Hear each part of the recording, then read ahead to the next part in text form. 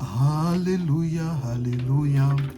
Jésus est l'agneau immolé, l'agneau assis sur le trône. Il est digne de gloire, il est digne de puissance. Je vous salue tous dans le nom de Jésus. Alors, bien-aimés, nous sommes toujours dans la continuité sur l'enseignement de la foi de Moïse. La fois passée, nous avons vu comment le peuple d'Israël avait obéi aux instructions que Dieu avait données à Moïse pour que l'exterminateur ne puisse pas les exterminer. Il fallait qu'ils puissent utiliser le sang de l'agneau, les mettre sur les linteaux de leurs portes, afin que l'exterminateur puisse passer à côté, ne puisse pas entrer dans leur maison, les détruire comme l'exterminateur le faisait dans les maisons des Égyptiens. Et savez-vous que dans la culture chinoise, par exemple, lorsqu'ils célèbrent le Nouvel An, ou lorsqu'ils célèbrent des mariages, ils mettent devant leur porte des paroles qui sont écrites en rouge. Ce sont des paroles de bénédiction qu'ils mettent vraiment sur les linteaux, donc à gauche et à droite, des paroles de bénédiction, parce qu'ils croient à ce que lorsque un mauvais esprit qui est en train de rôder pourra passer, ce mauvais esprit ne va pas entrer chez eux. Donc, ils appliquent cela lorsque il y a un couple qui se marie, lorsqu'ils inaugurent même un business. Et ils font aussi cette pratique lors du Nouvel An. Donc, vous voyez comment ils se sont inspirés de la culture juive. Des instructions que Dieu avait données à Moïse d'utiliser le sang de l'agneau afin que l'exterminateur ne puisse pas entrer pour les détruire. Et cet exterminateur, parce qu'il avait vu le sang, il ne pouvait pas entrer pour détruire. Nous avons vu dans la vidéo précédente que Jésus-Christ, il est notre Pâque. Le sang de Jésus nous rachète de la mort éternelle. Le sang de Jésus parle plus que le sang d'Abel. Sans le sang de Jésus, il n'y a pas rémission du péché. Et Jésus-Christ est notre Pâque. Il a été crucifié. Le sang que le peuple d'Israël a utilisé en Égypte pour que l'exterminateur ne puisse pas détruire leur premier-né, ce sang était une image des choses à venir qui représentait le Christ. Jésus-Christ de Nazareth, l'agneau immolé qui ôte le péché du monde, qui nous épargne de la mort éternelle et de ses condamnations. Donc pour celui qui croit ou pour ceux qui croient en Jésus-Christ, ils sont épargnés de la mort parce que Jésus-Christ est cet agneau immolé. Jésus-Christ est notre Pâque.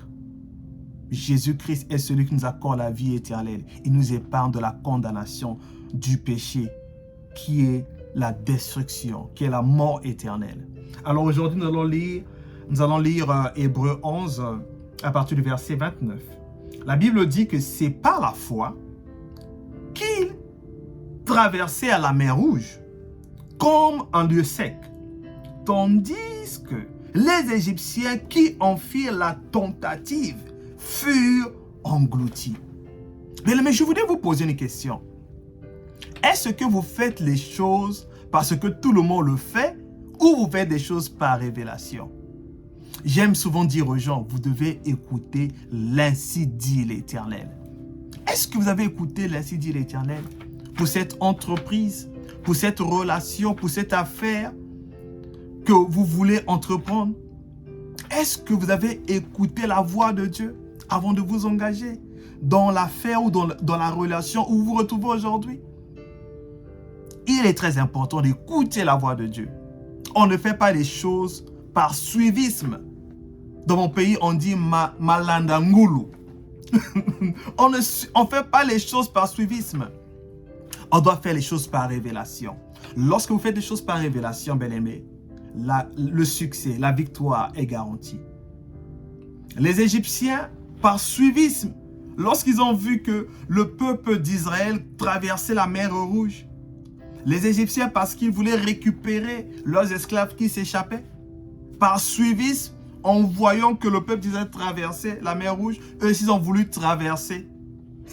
Mais en la traversant, ils furent engloutis, alors que le peuple d'Israël ne fut pas englouti, parce qu'ils avaient la révélation de traverser la mer Rouge. Et vous savez-vous que la mer Rouge, c'était la dernière étape pour la délivrance du peuple d'Israël. Ils étaient sortis d'Égypte. Mais pour recevoir la délivrance finale, il fallait traverser la mer Rouge. Parce que si les Égyptiens les avaient récupérés, ils repartaient encore esclaves. Et la mer Rouge, c'est le symbole du baptême. Dans 1 Corinthiens 10, l'apôtre Paul, lorsqu'il écrit cette lettre à l'église de Corinthe, il dit « Frères, je ne veux pas que vous ignorez que nos pères ont tous été sous la nuée, qu'ils ont tous passé au travers de la mer, qu'ils ont tous été baptisés en Moïse dans la nuée et dans la mer. » Donc nous voyons que l'Éternel, souvenez-vous, il dirigeait le peuple d'Israël par la nuée. Lorsque la nuée se levait, le peuple d'Israël comprenait qu'il fallait qu'il puisse commencer à se déplacer. Lorsque la nuée s'arrêtait, il comprenait qu'il devait s'arrêter, prendre le repos. On doit vivre la vie chrétienne par révélation. C'est ça la spiritualité en Christ. On ne fait pas des choses juste par suivisme. On doit écouter la voix de Dieu. Nous sommes les brebis de Dieu.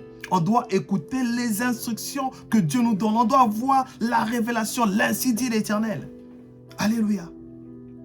Le peuple d'Israël était sous la nuée. Donc, ils écoutaient Dieu qui leur donnait les instructions.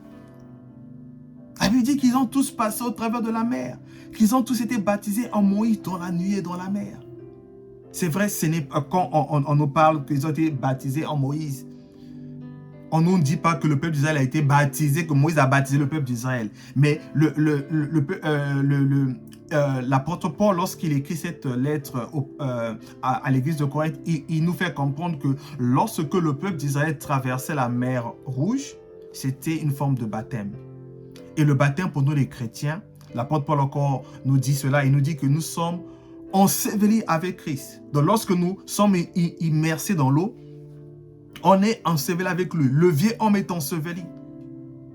Et lorsque nous sortons de l'eau, nous ressuscitons avec Christ. Nous recevons cette nouvelle nature. C'était autant pour le peuple d'Israël. En traversant la mer Rouge, l'esclavage avait pris fin. Parce que si les Égyptiens devaient les récupérer, ils repartaient esclaves. Donc le baptême nous parle de cette séparation. Donc nous comprenons que la traversée de la mer Rouge, c'est une traversée que tout chrétien doit faire. Passer dans les eaux du baptême. Imiter le Christ, imiter notre foi, mourir avec lui, ressusciter avec lui et vivre une vie nouvelle avec le Christ. Alors bien-aimés, quelles sont les instructions que Dieu vous a données, mais vous doutez encore de sa voix, vous résistez à l'écouter? Cette instruction, c'est parfois la dernière étape pour votre percée, pour votre succès, pour votre délivrance, pour ce que vous êtes en train de chercher. Nous devons écouter la voix de Dieu et faire les choses par révélation.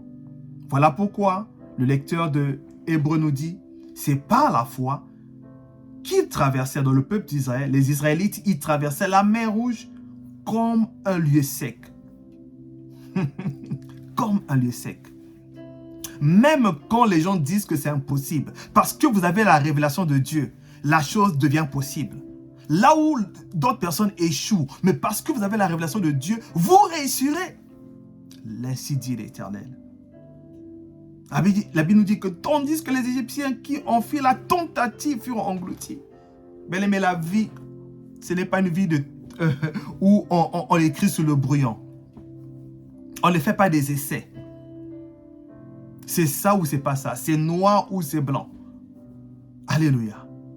Nous devons écouter les instructions de Dieu. Et ne faisons pas les choses par suivisme. Parce que tout le monde fait la chose, vous voulez la faire. Non. Arrêtons cela. Faisons les choses par révélation. Par inspiration divine. Et obéissez lorsque vous écoutez la voix de Dieu. Votre foi ne s'arrête pas juste à écouter. Mais votre foi se manifeste en obéissant aux instructions, à la voix que vous avez écoutée de l'Éternel. aujourd'hui, si vous écoutez la voix de Dieu, non, Dieu sait par vos cœurs. L'Éternel vous aime, que Dieu vous bénisse. Shalom.